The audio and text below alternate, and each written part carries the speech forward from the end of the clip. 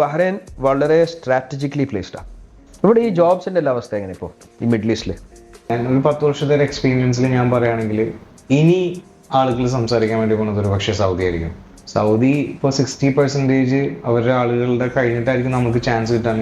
അവരൊരു ഡെവലപ്മെന്റ് ഇപ്പോൾ നമുക്ക് ഷിബ്രോ കണ്ടിട്ടില്ലേ, റിയാദിലൊക്കെ പോകുന്ന ആളല്ലേ, ഇത്ര വേഗം ഒന്നും അറിയാം. ഇപ്പോൾ റീസെന്റ് ഞാനൊരു 2 മാസം മുന്നേ നമ്മൾ കോസ്റ്റ് ഇറങ്ങി ഹോബാറിലേക്ക് എത്തുമ്പോൾ 2-3 മാസം മുന്നേ ഉള്ള ഹോബാറല്ല ഇപ്പൊ മാറി. എന്താ തിരക്കല്ലേ, ഭയങ്കര തിരക്ക്.